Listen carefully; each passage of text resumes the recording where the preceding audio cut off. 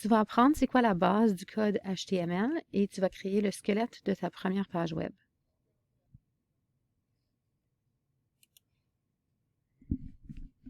Donc, le mot HTML, ça veut dire Hypertext Markup Language. Donc, en français, c'est ce qu'on appelle un langage de balisage, en anglais Markup Language. C'est la façon qu'on communique avec les navigateurs, donc en anglais browsers. Alors, nous, on parle le français et l'anglais. Les navigateurs parlent un langage qui s'appelle le HTML, entre autres. À faire attention parce que la programmation informatique, oui, c'est du codage, mais le codage, c'est plus grand que ça. Donc, quand tu codes en HTML, tu n'es pas en train de faire de la programmation informatique. Le code HTML est jumelé à d'autres langages pour créer des sites web. Alors, un rappel que le code HTML, c'est la structure de ta page web. Le concept du HTML est fait à partir de ce qu'on appelle des balises ou en anglais des tags. Donc, le contenu est décrit entre une balise d'ouverture et une balise de fermeture. Opening and closing tags. Par exemple, en HTML, si j'écris une en-tête, je peux commencer avec H1 entre mes crochets et la balise de fermeture avec une barre oblique indique la fin de mon en-tête. H pour header. Un autre exemple d'une balise, c'est P si on veut écrire un paragraphe. Donc, H1 et P sont des exemples de ce qu'on appelle des éléments. Un élément qu'on retrouve dans toutes les pages web, c'est l'élément HTML. Alors, si on se rend sur le site w3schools.com, on peut voir un exemple de code HTML ici qu'on peut essayer. On peut voir ici la balise d'ouverture donc de l'élément HTML et la balise de fermeture de l'élément HTML. Le reste du contenu se situe emboîté à l'intérieur de ces balises. Il y a aussi l'élément head qu'on retrouve souvent dans une page HTML. Donc, on voit aussi ici la balise d'ouverture et la balise de fermeture. Et ce qu'on retrouve à l'intérieur de cet élément ou de ces balises, c'est de l'information à propos de la page. Donc, ce n'est pas des choses qui sont nécessairement visibles sur la page, mais c'est de l'information que le navigateur a besoin de savoir. Donc, par exemple, le titre de la page, c'est obligatoire pour les pages web. Il y a aussi d'autres items qu'on pourrait mettre à l'intérieur de head. Ensuite, dans toute page HTML, on a aussi l'élément body. On voit ici la balise d'ouverture, la balise de fermeture. Et puis, à l'intérieur, emboîté à l'intérieur de ces balises-là, c'est tout le contenu qui est inclus sur la page web. Donc, ici, c'est ce que je verrai sur la page web.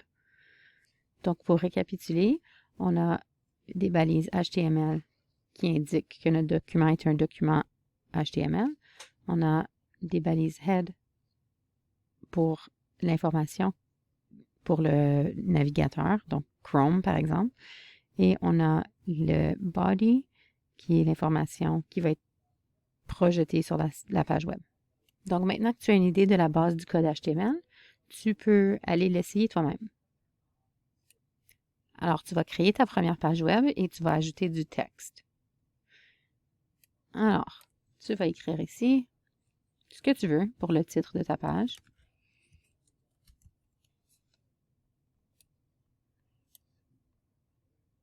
On va ensuite changer le titre pour que ce soit quelque chose comme ça. Alors, on se souvient que l'approche de l'apprentissage qu'on va pratiquer dans cette unité, c'est l'autogestion et plus spécifiquement l'organisation.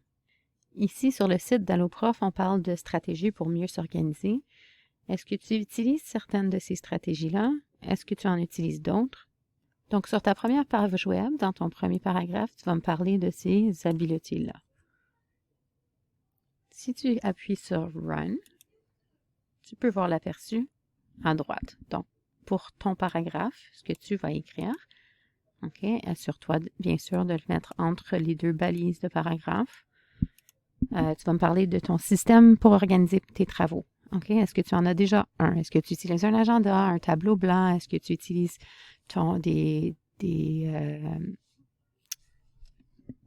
des rappels sur ton téléphone cellulaire? Donc, explique-moi ton système actuel. Si tu n'as pas de système actuel, tu as juste à le dire. Donc, je n'ai pas encore de système en place pour l'organisation. Tu vas ensuite créer un deuxième paragraphe. Donc, tu peux tout simplement copier-coller la balise paragraphe. Tu peux le taper si tu veux. Il ne faut pas oublier de mettre la balise de fermeture. Et à l'intérieur de ces deux balises-là, tu vas écrire si tu penses que ce sera utile d'apprendre à utiliser un calendrier en ligne comme Google Calendar pour t'aider à gérer ton temps. Donc, oui, je pense que ça va m'aider parce que, ou sinon, non, je ne pense pas que ça va m'aider parce que. Donc, tu peux être honnête. Si tu cliques sur Run, tu vois maintenant ton deuxième paragraphe. On va maintenant aller ajouter une image.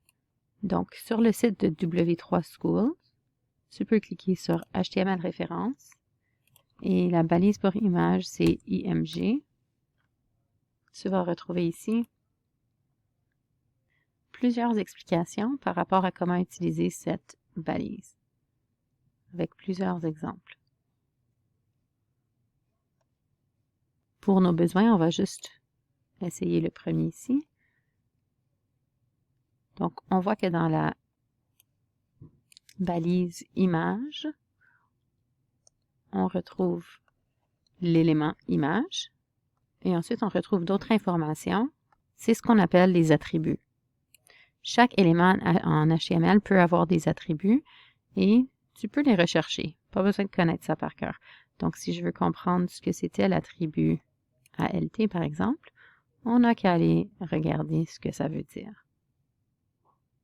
Donc, c'est juste un texte alternatif pour une image si l'image ne peut pas être affichée. Alors, SRC, cet attribut, c'est la source de l'image. Où est-ce que tu veux que j'aille chercher l'image? Donc, puisque vous allez remettre seulement une page, et vous n'allez pas me remettre d'images, donc des JPEG par exemple, il faudra aller chercher une image relative. Donc, ça veut dire, ça c'est une image, c'est-à-dire une image absolue. Donc, ça c'est une image relative, ça veut dire, va regarder dans mon dossier actuel et trouve cette image. Je peux aussi choisir une image absolue, donc je peux demander d'aller chercher une image sur le web. Alors, je veux parler des habiletés d'organisation, donc je vais peut-être rechercher une image par rapport à ça. Je vais aller sur les outils, puis je vais faire sûr que j'ai le droit de réutiliser l'image. Et disons que je voulais choisir cette image-ci. Je vais ouvrir l'image dans un nouvel onglet. Je vais faire sûr que c'est une extension soit .png, .jpg ou .gif. Et ici, oui, je peux aller chercher le lien, le coller ici.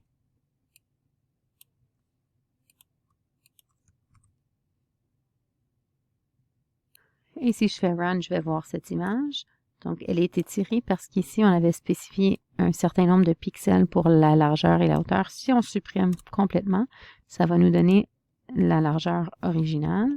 Et puis, pour le texte alternatif, on va probablement changer ça. C'est pas un girl in a jacket. Donc, tu peux l'appeler ce que tu veux. Je peux maintenant prendre ce code pour l'image. Vous avez remarqué que l'image n'a pas de balise de fermeture. Donc, c'est une des peu d'éléments qui ont seulement une balise en HTML. Tu peux le coller n'importe où en autant que tu es dans l'élément body. Disons que je veux le mettre en dessous. Oups. Donc, je peux le coller ici. On va voir l'image. Donc, j'ai du texte sous forme d'entête, paragraphe, j'ai une image. Maintenant que tu as créé un calendrier pour tes tâches ou tes dates d'échéance, tu peux aller chercher un lien. Donc, on va aller sur Settings and Sharing. Tu vas t'assurer de cliquer Make Available to Public. Et si tu descends, tu vas trouver ici le lien vers ton calendrier. Donc, si j'ouvrais une nouvelle fenêtre, je pourrais cliquer dessus et aller voir le calendrier. Ça ne va pas inclure toutes les couleurs si tu as changé les couleurs, mais c'est pas grave. Donc, si on retourne à la page d'accueil, On va sur HTML référence. La balise pour le lien, c'est A. Donc, on peut aller voir comment ça fonctionne en cliquant. On va l'essayer.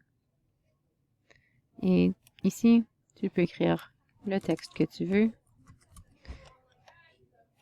Et tu vas voir que le texte va changer. Ici, tu inclus le lien. Donc, faire attention de ne pas supprimer les symboles. Et tu peux directement coller le lien vers ton calendrier. Donc, copier, coller.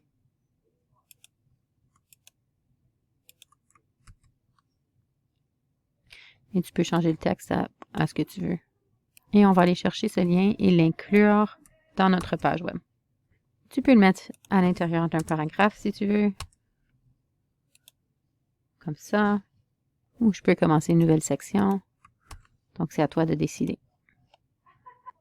Un attribut pour l'élément A, c'est target. Et puis, si tu écris target égale blank, ça va faire en sorte que quand tu cliques sur le lien, ça l'ouvre dans une différente fenêtre. Donc, ça, c'est au choix. Et puis, quand tu es sur la page qui te donne de l'information par rapport au A, tu vois qu'ils expliquent tous les différents attributs. Donc, tu le vois, celui-là, ici. Donc, ça explique ce que ça veut dire. Tu peux toujours aller rechercher à travers ce site. Donc, comme tu as vu, la référence du site W3Schools, c'est ton meilleur ami. Tu peux trouver plein d'informations là. Donc, je t'invite à essayer d'aller rechercher ces balises-ci et de les ajouter à ta première page HTML, que tu vas voir plus tard, on va l'appeler index.html. Une fois que tu as tous ces éléments, tu peux aller chercher le code que tu as créé. Assure-toi de tout copier. CTRL-C. Et là, je peux ouvrir bloc-notes. CTRL-V.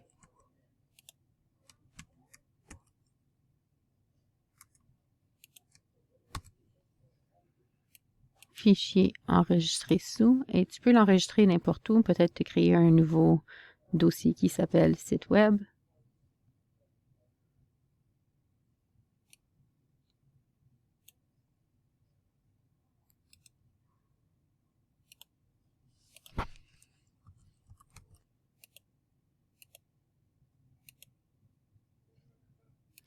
Et puis, on va donc faire enregistrer sous dans un dossier au choix. Puis là, tu peux l'appeler ce que tu veux parce qu'en fait, une page HTML, c'est juste un fichier. Normalement, index.html. Et là, ce qui est important, c'est d'aller cliquer sur tous les fichiers parce que sinon, ça va l'enregistrer au format texte. Donc, tous les fichiers et l'extension doit être HTML, encodage UTF-8, enregistré. Donc, si je vais dans ce dossier, je peux cliquer sur le travail, je peux l'ouvrir avec bloc-notes, comme j'avais fait, ou je peux tout simplement double-cliquer et ça va l'ouvrir avec mon furteur ou mon navigateur. Donc ici, c'est ouvert dans Chrome. Voici la page web avec le lien vers mon calendrier.